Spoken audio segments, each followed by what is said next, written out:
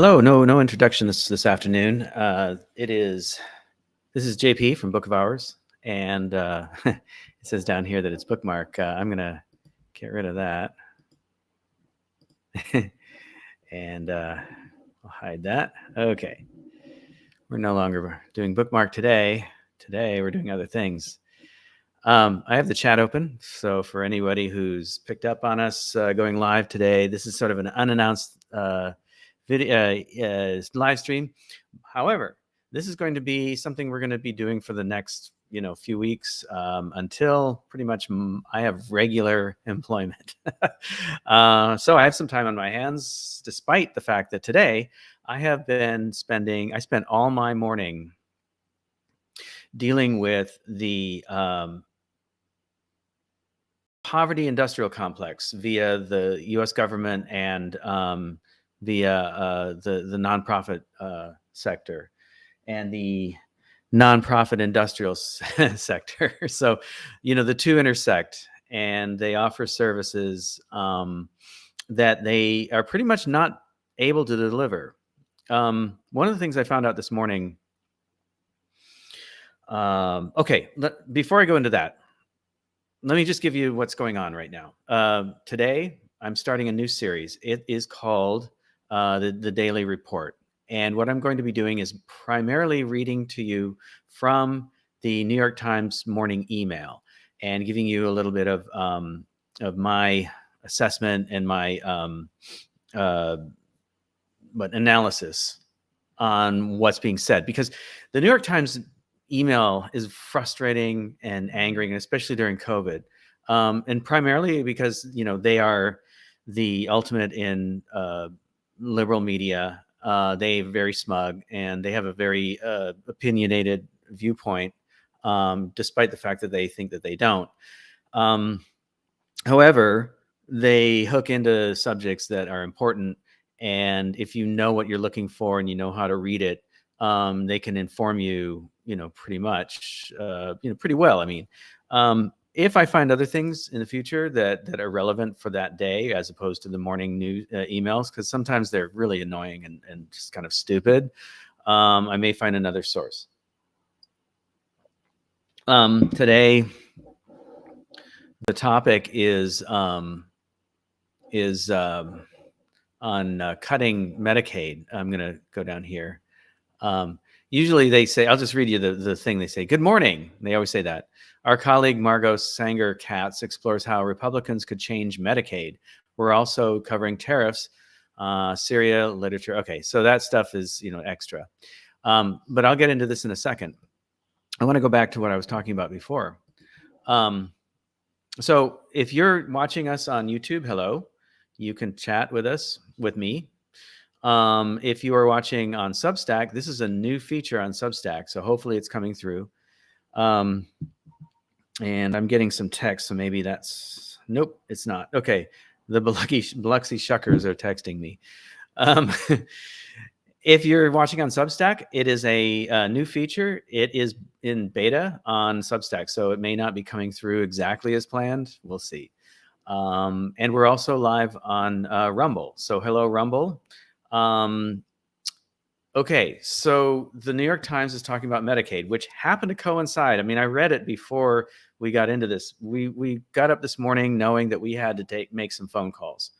Here's the deal. This new series called the Daily Report is in fact a fundraiser. Okay, we are setting a goal for this week of $500. We need to make $500 this week in order to keep our lights on. I am being completely serious with you. We are in a deficit of just shy of $500. The electricity here in Mississippi is expensive because we have air conditioning, like a lot of the southern states and the western states. We get hot weather, and air conditioning costs a lot. When we were in Pennsylvania, it was the gas bill that was so high because that's how we heated our house. The gas bill here isn't as high, but this is part of the $600. So what I'm proposing is that we're looking for donations, and you can donate through several things, as you can see on the screen below, or on the ticker tape below. You can go to patreon.com/Book of Hours and become a patron, and you can get extras that Julie produces. You can also make a one-time donation to paypal.me/Book of Hours, or you can use Cash App and also make a one-time donation at Cash App $$Book of Hours, one word. Now, I mentioned that we're on Substack Live. This is a free video, okay, because we're trying to generate some income. You can also become a subscriber on Substack, and again, you'll get extras from Julie and possibly me in the future. So these are ways that you can support us. We have a goal of $500 for the week, not today, but this whole week. So if you do your math, we're looking for $100 today. If we don't make that, then it raises that for tomorrow. We actually do need your help. We really do. We need to keep the lights on, because the electricity flowing into the house means that we can have internet, that we can run our computers, that we can regenerate our phones, that we can actually do these broadcasts for you, to you, and for us, and vice versa. Anyway, so I'm going to go back to what I started talking about, which brought us into this whole thing in the first place. I thought about doing this before when I got up this morning, but when we started realizing where we were at with the services that are out there that are supposed to help us with these things, we now have to turn to you. We called the services for something called LIHEAP. And LIHEAP, I have it written down here. So we called the power companies, the gas company and the electric company. And we called the gas company a few weeks ago. And they said, yeah, there's really nothing we can help you with, even though they have stuff all over their website that says, let us know, we can help. We can help you, with your bills, blah, blah, blah, blah, blah. And that is complete fabrication. It's lies. And it's propaganda that they put out there to make it look like, they will work with you.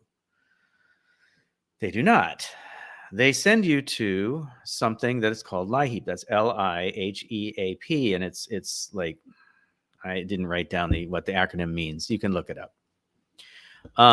What this is a combination of the state and the nonprofit industrial complex and foundational money and things like that. So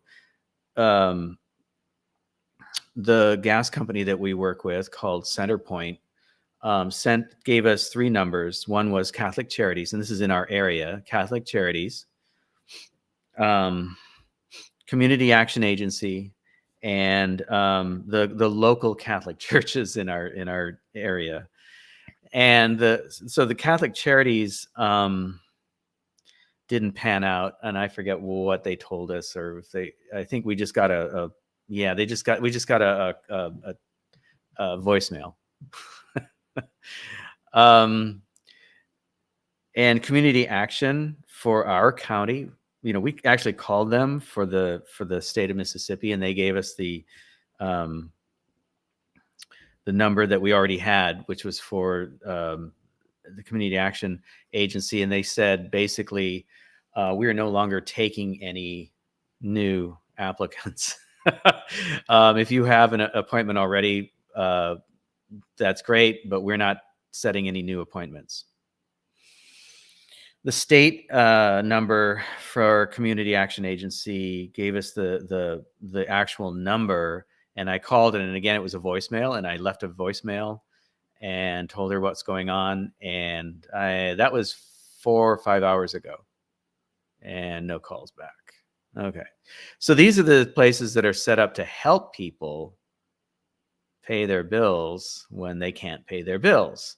So the gas company is basically said, you've got to pay by next week, basically the 20th, and you got to pay part of it by next week, and if you, or you can pay the whole thing by the 25th, and then anyway. Our cutoff date would be the 20th or the 21st or something like that. So basically, we would not have gas. Now the electric, it's a little further out, but it's about the same. And again, they didn't have any answers for me. I asked the girl if she actually had the amount that we needed to, because she said, "Do you have any other things I can help you with?" And I asked her if she had the money, the same amount that we needed to pay our bill. And I I really surprised her with that question. I was joking, and I said, "Yeah, do you have that much?" And she's like, "No." And I said, "Well, I just thought I'd check." So we're basically dealing with cold-hearted corporations that don't care about their customers or working with their customers who are in need. And what we're seeing across the United States and probably across the world is a huge massive amount of people who are facing some of the same issues that we are right now. So once again, Book of Hours has found itself in the middle of the crisis that is not being talked about. If anything, like what you heard from our Julie commented. Okay, so I'll put her comment on in a second. If anything, what we're finding is and I lost my thought. Okay, so let me put her comment on. So Julie says the gas bill is a little extra time. Yeah, I think. Well, yeah, the gas bill is the big one. Oh, yeah, it's a little extra. Oh, sorry, the gas bill here is lower, right? I keep mixing them up because I'm still thinking in terms of Pittsburgh, and she also said it's the opposite. If we don't pay our MS power bill in 10 days, they disconnect our electricity. Correct. Yeah, that's correct. So we're facing some pretty dire stuff here, folks. And yeah, so there it is. So that's why the goal of $100 today, but $500 for the week. So what we're finding is Book of Hours is once again in the middle of a crisis that nobody's talking about. If anything, I found my train of thought again. If anything, we talked about on Bookmark this past weekend, the president, Donald Trump, is saying the opposite of what's actually going on. He was talking about how he added, we may not have even brought this up, but what we were reading was from his State of the Union, or at some point in an interview after that, he said that he created that something like 10,000 new manufacturing jobs were brought on board in the United States, and that may be the case. But he was kind of punting there because it wasn't 100% true and it wasn't 100% false. And at the same time, though, he let go about like twice that many. He allowed Doge to let twice that many, if not more, government employee jobs go away. And these are all the people that are part of the bureaucracy we were talking about on Saturday. And the thing is that what's going on is he may be, firing all these people from the government, only to have them turn around and become people who are now on the dole if they can even get it, right? So they go back onto the government services payroll through, needing, food aid and Medicare and Medicaid, and they start drawing early on their Social Security. And I have to bring up a Twitter. Hang on a second. Julie said, and I didn't do this. I forgot to do this.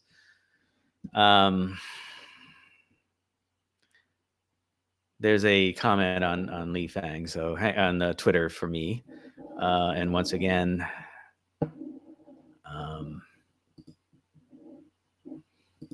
I got to log in.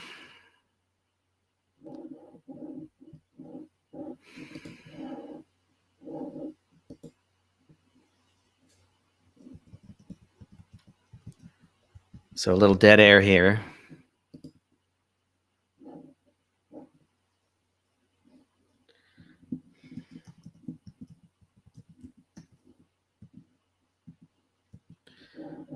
Don't mind me. I'm logging into. Okay, notifications. Okay.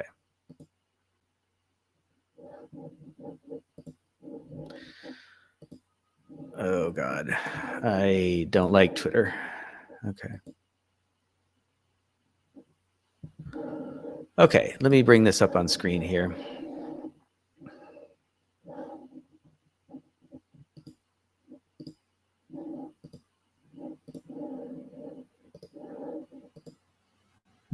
Okay. Share this. Li Fang says, if there is a recession and mass job losses, the U.S. already has tens of millions teetering on the edge, about to miss car loans and mortgage payments. Emergency hardship withdrawals from 401ks just hit a high at the end of 2024. So what we're seeing is through this is a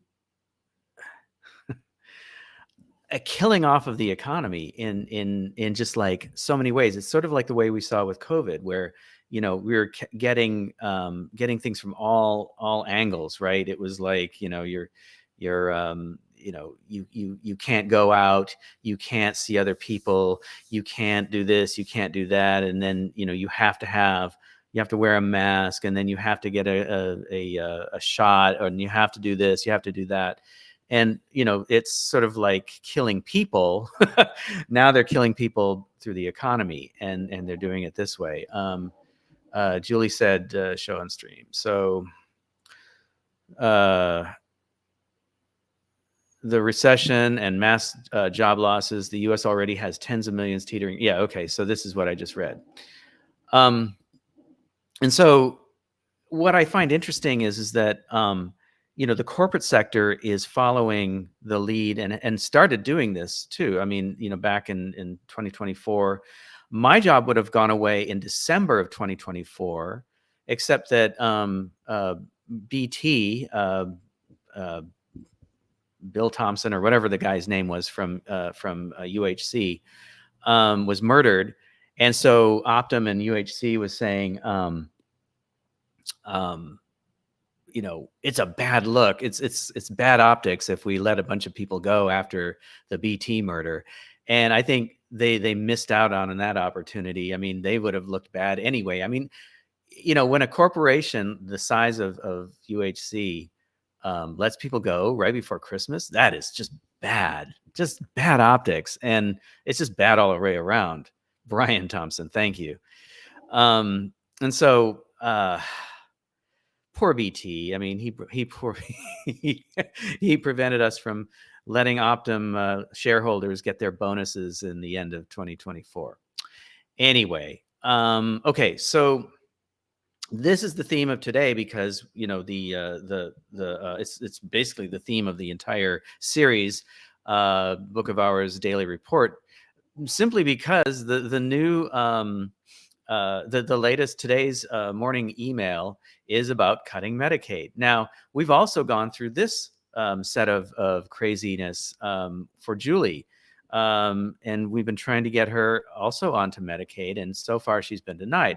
And that's because, now get this, between the money that she gets from Medicare and SSDI, Social Security Disability, and the money the pittance that I'm making in my unemployment puts us $300 above the cutoff point to get Medicare. And oh, by the way, we were trying to get LIHEAP, but we knew the answer already because we would not be eligible for that. So we make $300 above the cutoff in order to get energy assistance, in order to get help with food, in order to get Medicare to pay that extra little bit So she can't get her, Medicare and unemployment pay too much. Medicare and unemployment pay too much for us to qualify for better insurance. Now, what the fuck is that about? Okay, they're going to talk about that in this article, but let me just tell you this. Okay, Julie, I appreciate you texting me to remind me things, but it's very distracting. Okay, so I'll look for your comments as we go along. So my point is that the people that are getting let go in the corporate sector and the people who are getting let go in the government sector are now applying for money from the government, both federal and state, in order to survive. Okay. And there's this bullshit about HUD helping people out with mortgages, and we haven't even gone there because we just haven't even bothered. I can't imagine that they're even going to help us. So there's going to be a lot of foreclosures. There's going to be a lot of people taking money out of their 401ks, which takes money out of the financial sector, which is the very thing that Trump is trying to build up, right? He's promoting business, he's promoting investment and all these things, and people who have their money tied up in their homes and their 401ks are going to start just pulling that money out of the economy. And basically, all you people who are going, yay, Trump, you got to think about this. What he is actually doing is robbing Peter to pay Paul. Okay. So he's taking money out of the middle class. And this was happening with Biden too. So, this is an equal opportunity criticism, as usual on this channel. Biden created some tools that were doing some shitty things, and people were being, laid off under his watch. And the New York Times was like, yay, Biden, because he did all these things. No, he didn't. He didn't do jack shit. He fucking hurt the American public just as much as Trump is doing. And so Trump is basically robbing Peter to pay Paul. He's robbing the middle class, who actually keep the economy going through what we purchase and how we, and this is the way that the economy has been rolling for the last 100 years, right? Or more. Because we've been a consumer society since the dawn of the Industrial Revolution. And it's only become more and more that way. And the billionaires and the investment class want more and more of that money. And so they're taking it away from us. They're putting it into the investment arena. And that money is never going to come back into the general economy. Okay, so Julie says, federal employees and private sector or corporate employees are now living like the poor have had to live for years. It's hidden under our logo here. So for years, stay poor so you can get food stamps and your energy bills paid for by the state. Exactly. So, the thing is that when we when people are starting to enter the nonprofit and state-sponsored, poverty industrial complex, then it's basically going to continue taking money out of the state instead of people just working and paying their bills, which is what it seems that Trump was all about in the first place. He and Republicans like him. And Republicans in general, what I've found is that they dismiss and criticize people who are not working and on the dole, but they're now making it so that everybody is on the dole, which is a bullshit. And the Democrats, they may pay you more in the blue states for being on the dole. Okay, we certainly made more money and had more opportunity to collect more money on unemployment, and also better options for LIHEAP and food stamps and things like that. But they're just as dismissive of the poor as the Republicans. And so and you'll see in this email as I read it to you that there's that dismissive attitude. even though, the Democrats and the liberals will go, oh, poor people, blah blah blah, but then they'll turn around and criticize them. And let's be honest, it's the Johnson administration, Democrats, conservative Democrats, but Democrats all the same, that brought about the war on poverty, which was basically what set up all the rules and regulations that started keeping poor people poor in the first place. Okay. I've got another comment here from Peeping from YouTube. They are cleaning out the tills as this place is dismantled. Exactly. Yeah, they're basically dismantling our money and our economy, and they're basically making everybody poor. And we got a comment from somebody the other day from our Saturday bookmark that basically said, everybody's going to be, like they're living in McKees Rocks, which is where we used to live. Peeping also said, I got tired of being told the economy was great under Biden. This started a long time ago. The economy is basically collapsing. And then the final thing she says, or they say, they are cleaning out the tills. Oh, okay. That's okay. Got it. All right, cool. Yeah. So basically everybody's on board with this. I want to remind you before I start reading the email, this is a fundraiser. So those of you who have not already contributed, by the way, thank you to all of those who contributed from our Saturday broadcast. We had some significant contributions via PayPal and otherwise. And thank you. We can actually go to the grocery store this week. This week we're focused on paying our electric bill and our gas bill. Our electric bill is pretty significant, and we have a goal of $500 for this week. So if you can, this is only if you can. We understand there's followers out there who are in the same boat we are, okay, or worse. And we feel for you, because we feel your pain, as Bill Clinton once famously said. But this time we actually feel it real, for reals. But if those of you, you are gainfully employed, or you have some extra money lying around, and, you don't have to give us big money. We're not asking for big donations necessarily, but if you can afford, $100, that's cool. $50, $25, that's awesome. $25, that's awesome. Or if you can become we are told today electricity gets shut off in 10 days. Yeah. So that's the theme of today for us. Or this week, I guess. You can subscribe. And, if you subscribe for $5, $10 a month, and we get, a number of you doing that on Substack or Patreon, that really helps, because we get that money at the end of the month. So it's sort of like a paycheck for us. Right now we only have $79 coming in every month from Patreon.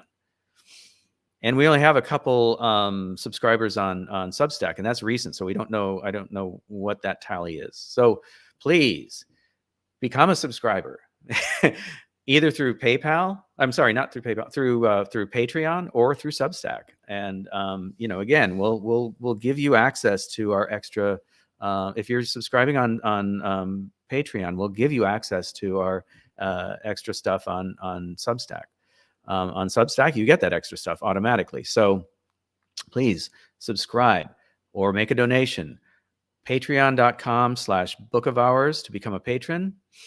One-time donation on PayPal. That's paypal.me/Book of Hours. Or Cash App. It's $Book of Hours. Okay. All right. I'm going to get into the reading, the morning email. I'll have a drink of water so I can get my larynx a little lubricated.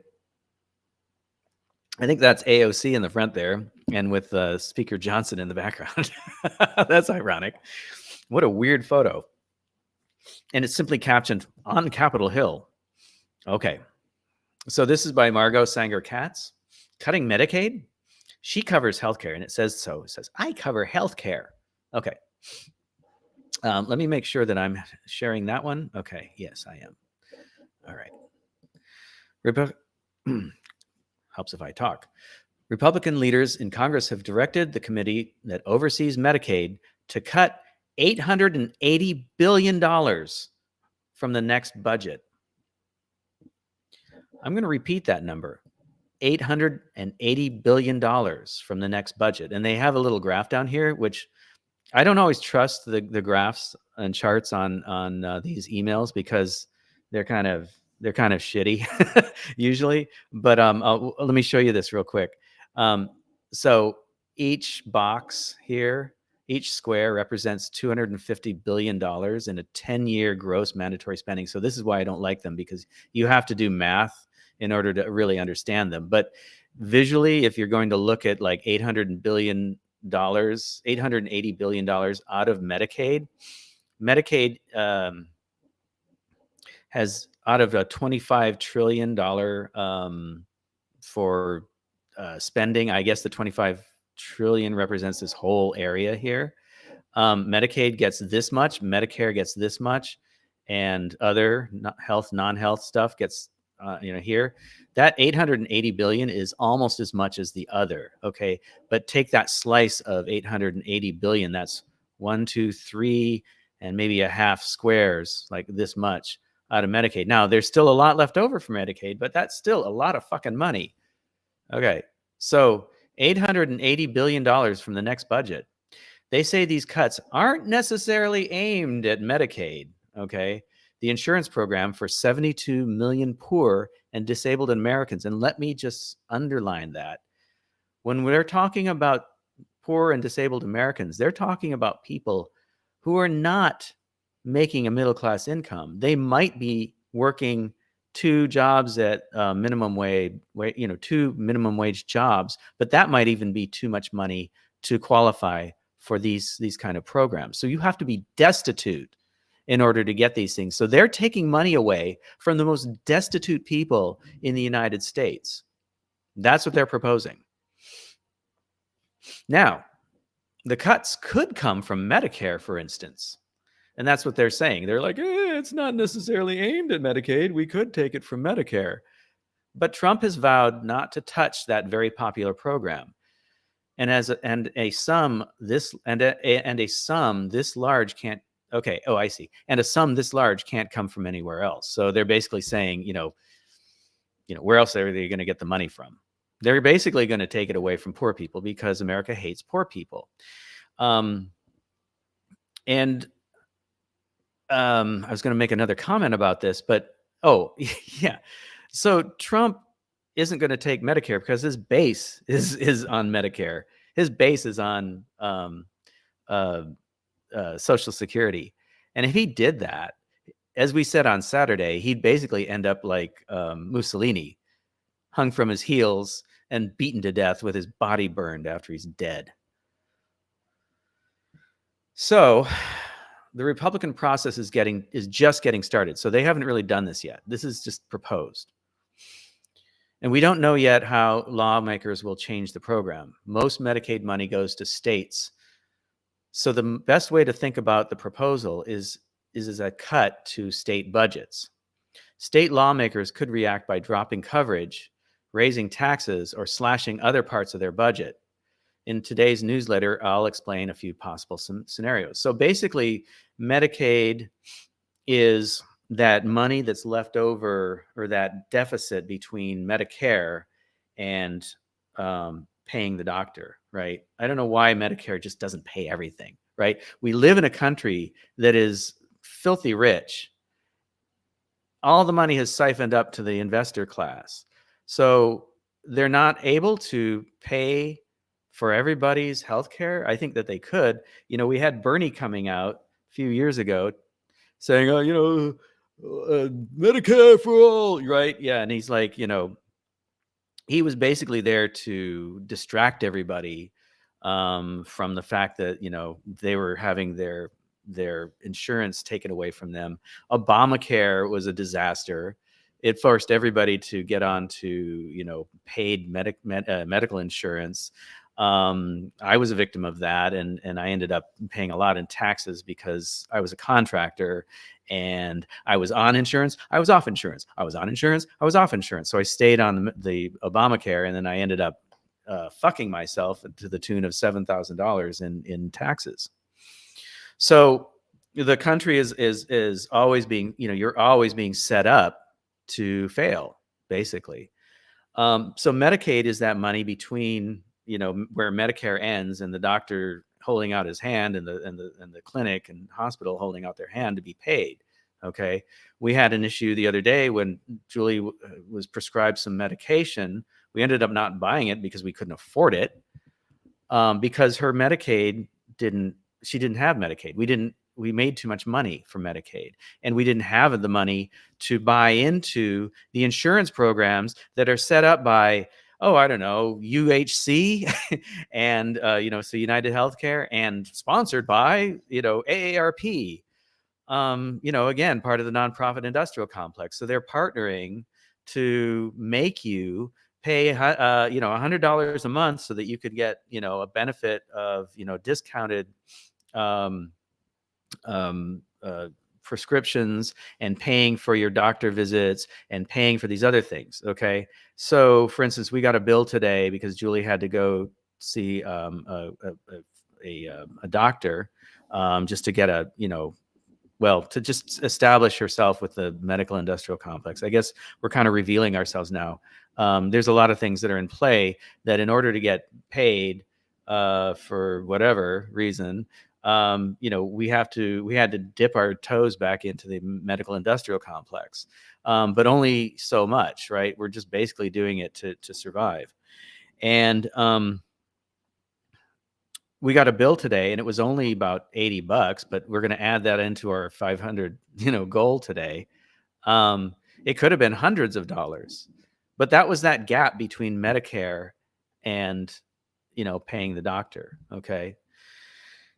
It's going to go up if we don't pay it. They're going to just add on, late fees and whatever. And then every time we go to the doctor for any reason, if we need to get some sort of report or some sort of, like x-rays or anything like that, if we hurt ourselves and we need to go into the emergency room, we're going to be dealing with that. Okay. So Medicaid is that thing, right?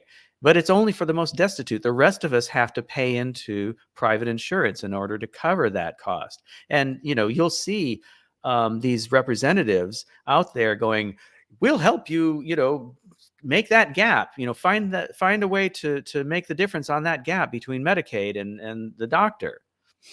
Okay. And it's all private insurance. And Julie had an interesting conversation with somebody from UHC that was basically trying to put her on $100 a month program. And the thing is, we don't usually go to get prescriptions filled.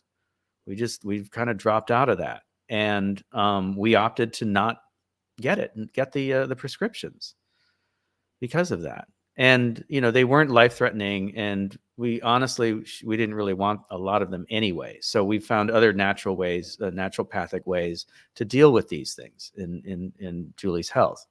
Okay. So let me see. Right. So Julie has been, she says, I needed a chest x-ray, and she needed a chest x-ray because of where did that go to? Let me see. There was another one here. Oh, because of a pulmonary emergency issue that she's dealing with, and she needed an inhaler. And interestingly enough, there was an inhaler shortage going on. We couldn't just go to Walgreens. We actually had to go to Walmart. And, they wanted to charge her $100 or something. And so the x-ray costs $80, right? So, we're facing, it's a little nickel and dime in the big scheme of things. But, they're going to make you pay $100 a month in order to cover that kind of stuff. I'm not employed right now, so that stuff used to get covered. Right. So again, coming back to this whole idea of like flushing the economy down the toilet because they're letting all these people go. All the corporations are letting millions of people go into the void. And let me tell you something else. We mentioned this on Saturday, and that is that, they will say unemployment rate is down because people fall off the unemployment payment schedule because they only get paid for 6 months, right? And that's the indicator that the government uses for indicating, how many people are unemployed. So yeah, that's where we're at right now. All right, so let me go back to the morning email. So the Republican process is just getting started, and we don't yet know how lawmakers will change the program. Most Medicaid money goes out to states. Okay, I read this already. So the best way to think about the proposal is as a cut to state budgets. State lawmakers could react by dropping coverage, raising taxes, or slashing other parts of their budget. So who's covered? As I was talking about, it's the poorest people in the country. Medicaid was designed to divide a patient's medical bills between the federal government and the state that would pay each of them would pay a set share. A state's contribution depends on how poor it is. So we live in Mississippi, a very poor state. The law is precise about what Medicaid must cover: cancer screenings and kidney transplants, for instance, but not prosthetic legs. And on that note, when I was living in McKees Rocks, I actually saw a guy that his prosthetic leg looked like the medical tech I'm completely serious about this. It looked like they took an aluminum crutch, took a hacksaw to it, cut it down to size, put a pad on top of that, and stuffed it into the stump of the guy that was walking around. I am completely serious. That was one of the most upsetting things I saw around there. This person was walking around on this piece of shit, and that was their prosthetic leg. Okay. This country's awesome, isn't it? So they cover these big fucking expensive things that like places, hospitals and insurance companies get to, get a piece of, but they won't cover a prosthetic leg. And Republicans can't change, they can't change that with a budget bill. So they can't change what gets covered, right? So big ticket items, but not small ticket items, right? They can't change that with a budget bill. They'd like to wipe it all out altogether, I think. Every state has to cover certain populations, including poor children, pregnant women, people with disabilities, and patients in nursing homes who run out of money. Okay, so what Medicaid is it's a deal, or it's a partnership between the states and the federal government. Okay, and the federal government ponies up so much money, and the states pony up so much money. Most states also choose to cover an optional group that was added as part of Obamacare in 2014. Anyone who earns less than a certain income, around $21,000 for a single person, that's a much higher rate than what we've been dealing with here in Mississippi. So clearly they're not covering those Obamacare people anymore. Republicans want to impose a work requirement on this group for people who are not disabled. Now, okay, let me finish that thought. That idea is popular with the public. Of course it is, because what do we keep saying? America hates the poor. They're going to denigrate and yell at people who are poor. So that idea is popular with the public. Go get a job. You just go get a job. But it would save the federal government only around $100 billion, not enough to meet the GOP target. So again, it's about going after the poor and just making them, the target of all this vitriol. Okay, now let me talk about this work requirement thing.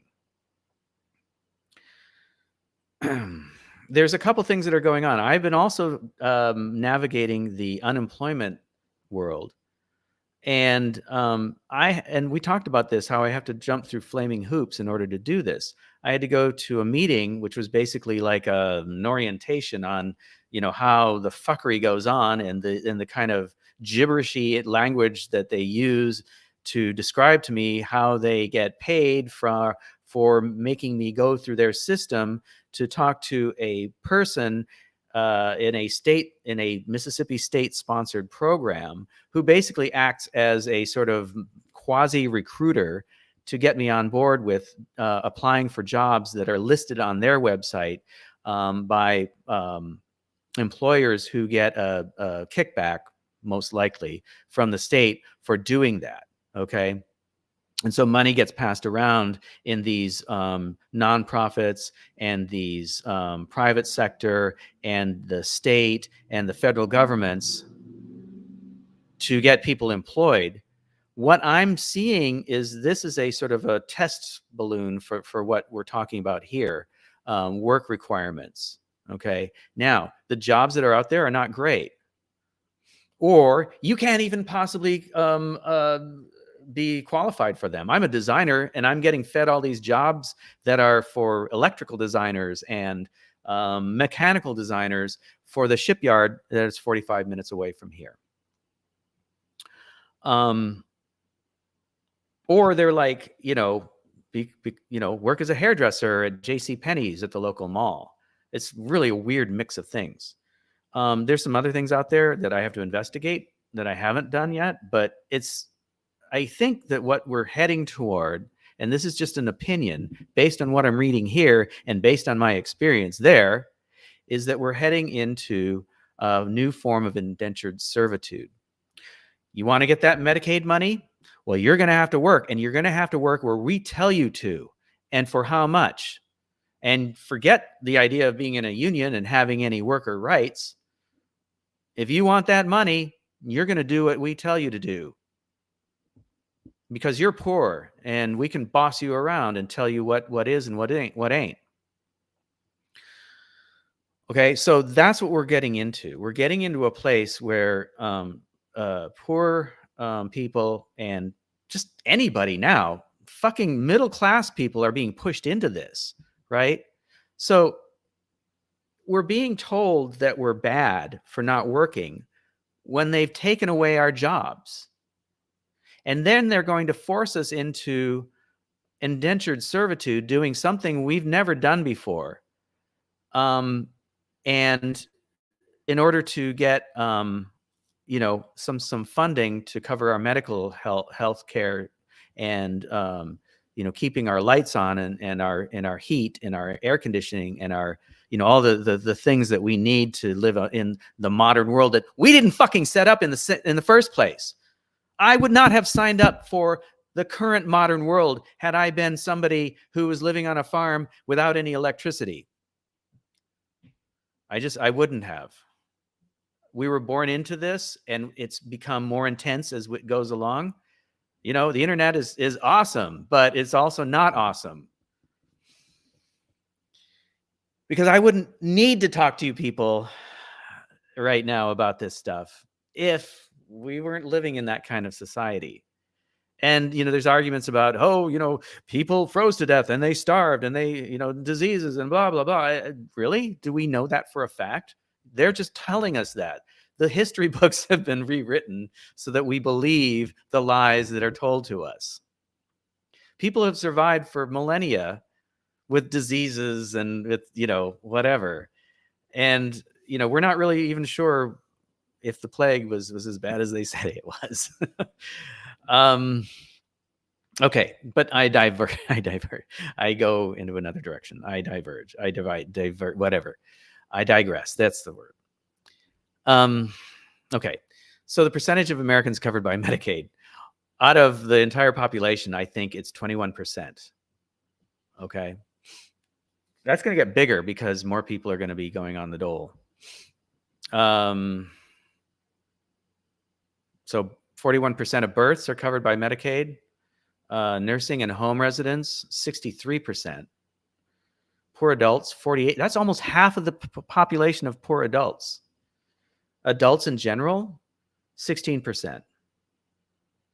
Adults with disabilities, again, that's getting up into that almost that half of the population. Adults with disabilities. Children, 39%. Poor children, 80%. And children with disabilities, 59%. So, these are really important right here. Of all the poor children in the United States, 80% of them are covered by Medicaid. of all the children with disabilities in the United States, 59% are covered by Medicaid. And these assholes want to take away $880 billion from the next budget. And again, that only covers about 3.5 of these boxes, but that's a lot. That's a lot. Bigger targets. Anything more to lower the federal government's share would put the burden onto the states. And so states like the one that I chose to move to, which I didn't think about when I was moving here, because I moved to a county here. This county is probably the wealthiest county in the state of Mississippi. And it turns out it's kind of an expensive place to live. And it's probably more like, living in a city than living in a small town. But anyway, anything more to lower the federal government's share would put the burden on states. And the lawmakers there could deal with the problem in their own ways. They could cut optional populations like the Obamacare group. 12 states have already done that. 12 states have I'm just making it up now. 12 states have laws that will automatically do this if federal funding drops. And I don't think they're doing it in Mississippi already. If they don't want to drop people, states can drop optional benefits such as prescription drug coverage. Okay, so this is something that we've already talked about. Book of Hours, Julie says, we need electricity in the modern world. It's just a way of life. Right, exactly. So you can't really live without that. After those cuts, states face tough choices. Now, if they're California, that's one thing. If they're Mississippi, that's another. Because we pointed out that California is like the 6th or 7th largest economy in the world if it was its own country, right? It's like behind the UK. I mean, that's how rich the fucking state is.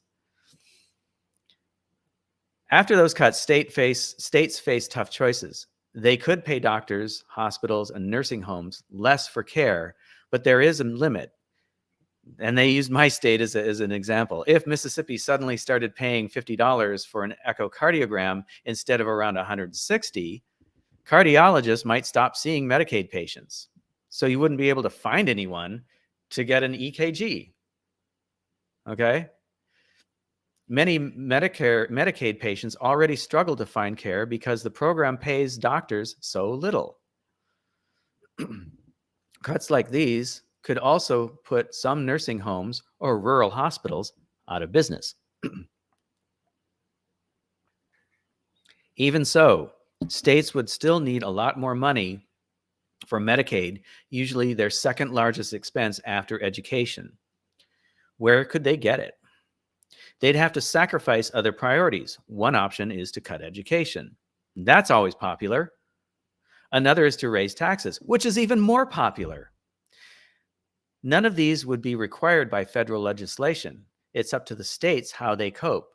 That allows Republicans in the Congress to say they are not cutting Medicaid benefits or eligibility, even if that is the inevitable effect in most places. So once again, the federal policymakers or legislators, and in this case, Republicans in Congress, can basically say, we're not at fault, right? Right. I look like a ridiculous person right now, but you get the point. They can just basically kick the can down the road and place the blame on the individual states. Now she has this subheader here, too big to fail. Wow, I just keep getting texts from all kinds of sources here. Sorry. Too big to fail. Republicans point out that the original pact between Washington and the states has frayed, and feds are covering more than their share. That's true. That's too bad. I'm sorry. That's just a bummer. She says that's true, though through various accounting gimmicks, states have lowered their Medicaid contributions and now pay a third of the bill on average. So the federal government is paying 2/3 and the states are paying a third. Ooh, poor babies. I'm sorry, but the United States is a very wealthy country. I'm going to go back to that. There shouldn't even have to be something called Medicaid. Okay. Plus, Washington assumed almost the whole cost of the 2014 Obamacare expansion. Well, Washington created it in the first place. So whoop-de-doo. Again, I'm going to cry. God. But that expansion has made Medicare popular. More than half of Americans say someone in their family has used the program, and only 17% support cutting its budget. Okay? So there you go. There's something else that might get the president strung up by his heels. Think about it. More than half Americans say that someone in their family has used the program, and only 17% support cutting its budget. That means, like 80 something percent, 83% of Americans support it. Local lawmakers also probably won't win over voters by chopping education, or raising taxes, to save Medicaid. That's why Democrats have settled on Medicaid as their top talking point about the GOP budget plan. Okay, so there's the New York Times kind of getting into it and putting their little spin on this. Republicans tried to cut Medicaid's budget in 2017, too. Grassroots opposition helped defeat the effort, as did extensive lobbying by Republican governors who urged senators not to leave them with a huge fiscal hole, right? So not all Republicans are supporting this, right? So there's your 83%, right? The Republican governors are saying, no fucking way. I can't do that. You guys are getting off the hook, but it's my ass on the line. I don't get reelected next year if you do this shit to us. Okay. So again, what the fuck? And this is only covering the people who are on the very bottom levels of the economy. This is not helping everybody. This is helping the most poor people. And it shouldn't be that way. It should be helping everybody. Everybody. There's a related article here, but that's behind a paywall. Okay, so let's read some of their other latest news things going on here. I do not know what this image is. It looks like a welder getting sparks all over himself. Anyway, not sure why that's why that's a relevant image. But anyway, China's retaliatory tariffs have taken effect on many farm products from the U.S., including chicken and wheat. While many American companies oppose President Trump's tariffs, leaders of steel and aluminum companies welcome them. Well, here's the thing. It's like, why are we looking at this as one big giant set of tariffs? I mean, you've got tariffs on steel and aluminum, but why would we need them on, farm products? Anyway, and we've been seeing. Okay. I mean, there's other issues going on, and I can't even bring them up in my mind right now because so much shit's been going on, that farmers aren't going to get paid enough. This might be part of it, that they won't be getting paid enough for their products. Their products are going to go up in price, and, because of that. So there's another thing, right? So this is basically going to raise our food prices because of this.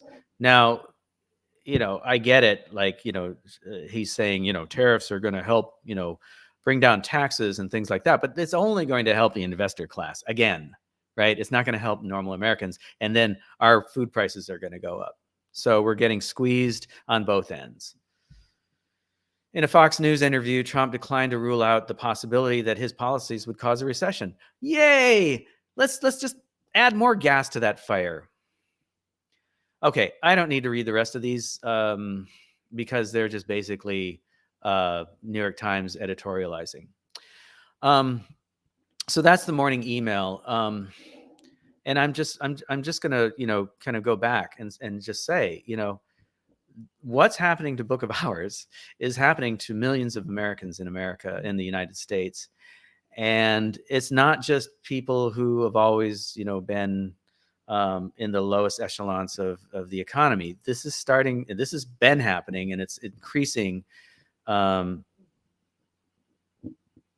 increasingly affecting the middle class and probably the upper middle class soon. Because the people who fired me, they're next in line, right?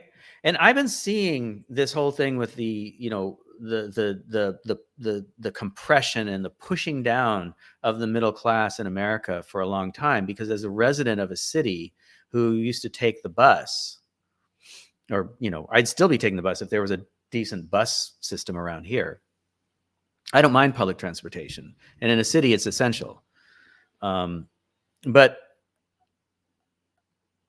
the pushing down of everybody makes the poor poorer and more difficult to deal with, because they're living a shitty life. Why should they make your life any better? So you get to be exposed to that, and which makes your life shittier, right?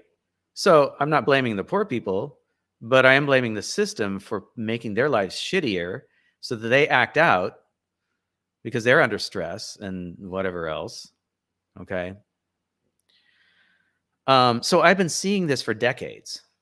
Okay. I've been seeing the poor getting shittier, shittier end of the stick. That shitty end of the stick just keeps getting bigger and bigger. And now it's starting to end up on the other side. Julie says, just go to LinkedIn. I added the just, but go to LinkedIn. Everyone's cover photos have an open to work banner. Guess whose doesn't? I don't, because I don't want to expose myself to that. LinkedIn is the Facebook of the corporate set, or the work world, but especially the corporate set. And it's not a happy place these days. And as we pointed out on Saturday, people who have lost their jobs are being told that it's basically their fault. Not in so many words, but it's your fault that your resume isn't good enough. It's your fault that you're not saying the right things. It's your fault that you're not getting through those interviews. Here's how you can improve your interview. Nobody's getting interviews. A lot of these jobs are just out there. They're nothing. And then there's the scams. There's people who are contacting individuals saying, "Hey, I'm from this company, and we'd like you to fill out, we'd like you to apply for this job." And they go through this whole rigmarole of interviewing through chat, through text. They have you fill out a bunch of questions, and then they basically will do one of two things. They'll say, we're gonna you have to buy your own equipment. We'll send it to you, but then you'll have to pay us for it. So you can work from home, but you've got to buy your own equipment, which is not the case. Or they'll do things like, okay, well, now that you're using your own equipment, you're going to have to buy a piece of software in order to work with us. And you send them, but we'll pay you back for that. You get where this is going? We'll pay you back for that. But send us a check for $3,000 and we'll reimburse you. And then you get a check back from them that doesn't clear. And then you're out $3,000. And then the other thing they might do is start asking for your bank account numbers, and so that they can send you your first check, and you haven't done any work, and they have access to your bank account, and they start draining your account. So it's just like everybody's getting fucked through all this, right? And they're just hollowing out the economy. And it's not just, we're not the only ones, but I just want to emphasize that what's going on out there is disgusting, and it's going to hurt all of us in the long run. We're going to have to start standing up, and fighting back, and however you see it. I guess I'm not endorsing violence. I'm not endorsing anything. Just something has to be done. And if you believe in representative democracy, then you're going to have to start screaming at your Congress people and screaming at the president. Okay, because this is bullshit.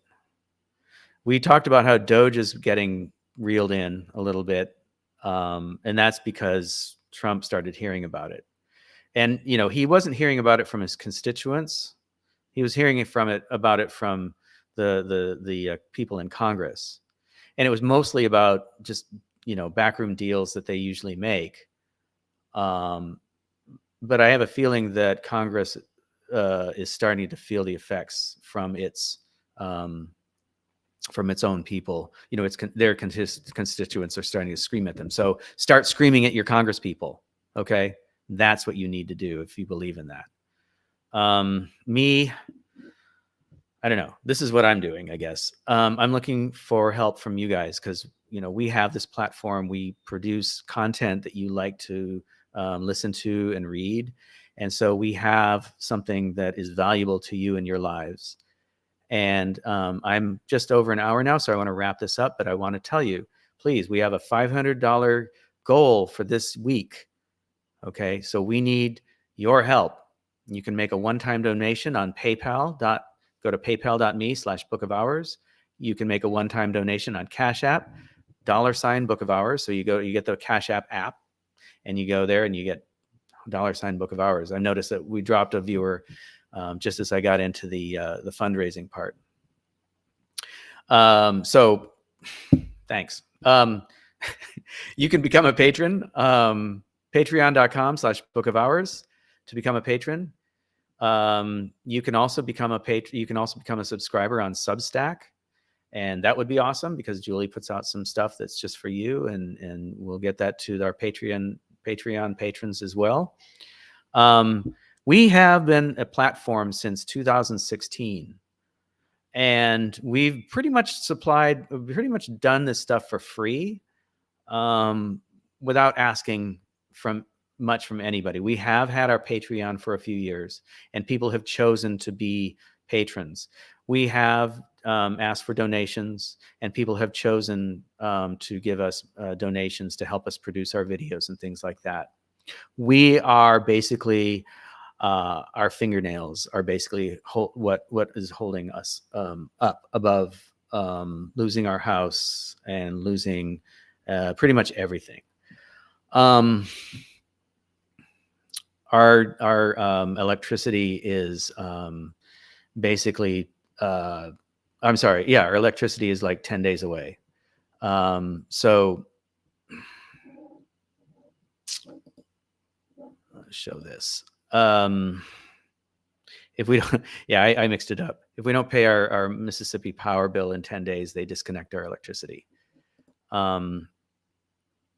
So that $500 pays for what we owe and what we're going to owe, and what we owe for gas. Okay, so that $500 is going to be, well, it's actually $600. So we're gonna have to make up the difference somehow. But we have a goal this week for $500. Okay, because it's a good number. If we can get to that $600 mark, that's awesome too. So we're looking to you. And we're going to continue doing these. I'll try to keep them smaller. This was our first one, so I just wanted to add extra content and describe what's going on, what we dealt with this morning in the state nonprofit poverty industrial complex. Okay, because it's a big conglomerate of shit out there that's designed to keep people poor. And now this vortex is starting to bring the middle class into it. And they're basically denying those people because they make too much money. These are levels of income that people in the middle class have never had to deal with, ever. Julie and I have dealt with it before, and we're here again. But I'm one of those people that did go to school, that did get the corporate job and put up with the bullshit of the corporate job, because it's not a pretty place. When they pay you to be, basically kicked in the ass all the time and told what to do. And it's not a democracy and deal with the psychopaths and the sociopaths that you have to deal with in the corporate world. It's not a fun place. And for those of you who work, in the trades and stuff like that, you probably are dealing with the same shit, and probably even worse because you're getting assholes from the corporate sector telling you what to do and not making any sense whatsoever. Because when you're a tradesman, it's like, I know how to do this, I know how to fix this, but the corporation is getting in the way of that and making up these weird rules to keep me from getting the job done right. Okay. So if you're working in a factory or you're a tradesman and and you work for a corporation, you know what I'm talking about. Okay. They make good money too, right? The people who are the Medicaid that we was talking about before are the ones that are working in the Stop and Shop, at the gas station, and they have to work 3 of those in order to get by, or they just have one of them in order to get that, handout from the government. And it's not a handout. I mean, my God, this country should be helping people. Is basically, this country should be helping those people, because the government is responsible for taking all those jobs away, starting with the Clintons and probably before that. In McKees Rocks, I was told that the problem with its economy started in the 1950s when the train industry, the passenger train industry, started going away, because there was a factory in there. It was not a great place to work. There was a miniature factory town within McKees Rocks where people were living in these shitty little hovels crammed next to each other, and they paid their rent to the company that they fucking worked for. And that was a company that made steel train cars for passenger train cars. But that was part of the economy in that little community, in that little tiny, like just outside of Pittsburgh community. And there were steel mills. And so all those jobs in Pittsburgh that were steel mill oriented and factory oriented went away when NAFTA came into play. And McKees Rocks has been kind of backward in its economy since the 1950s. That's what I was told. And so they've had, 70, 80 years of just like, right? And since the 90s, it just kind of crashed. People left town.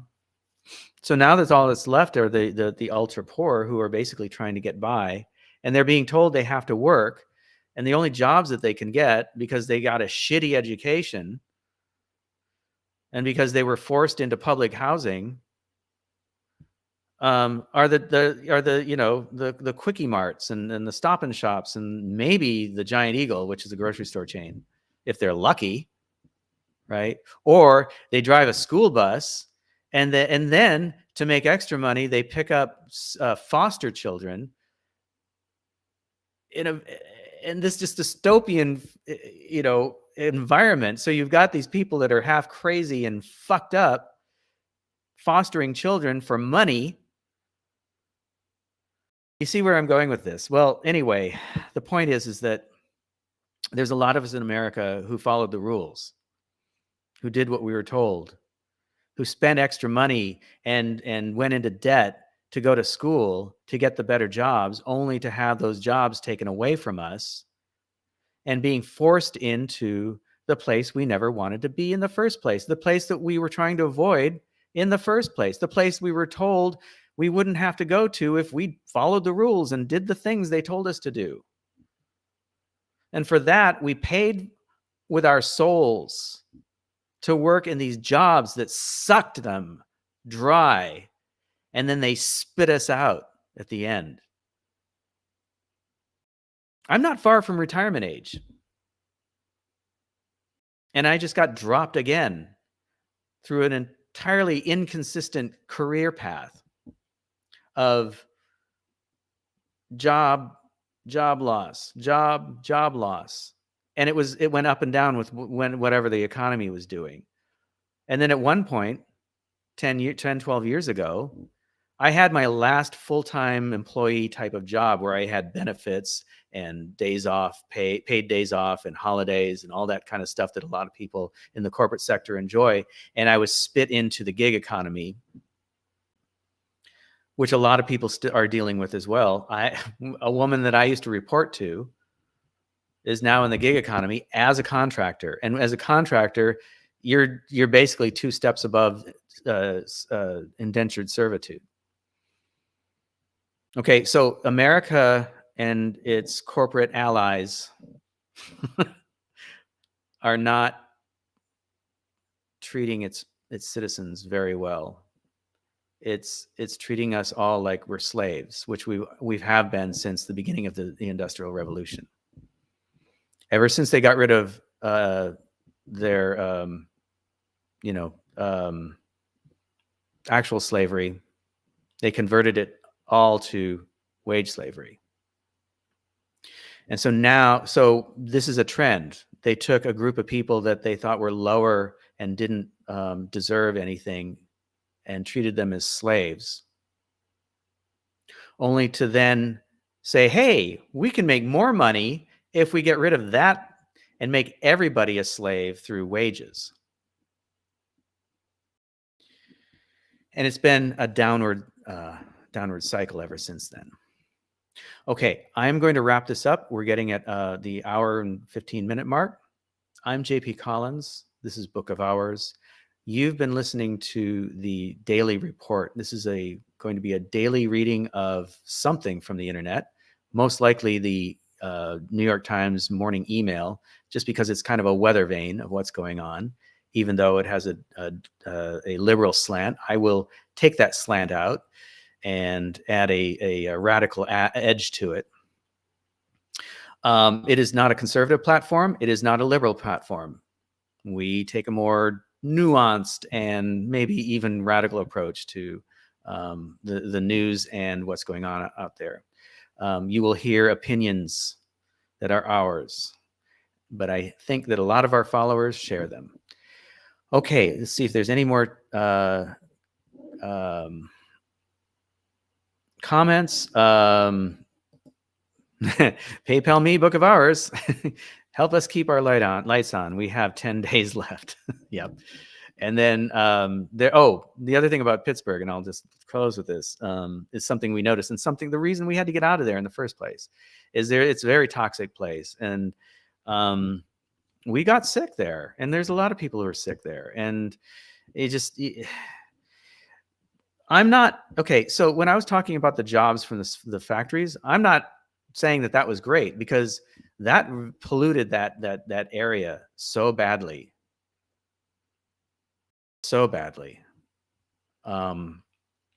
that they're still dealing with it. The hillsides now have trees which help absorb some of that, but the soil is still pretty toxic. So, okay, I'm going to wrap this up. And please support us. We have a goal of $500 this week. So if you can come on, if you've seen this not live, but going back and seeing a repeat of this, please get onto PayPal if you want to, Cash App if you want to, become a patron, or subscribe to Substack, or send us an email at info@book-of-hours.com. That is up here in the upper left-hand corner of your screen.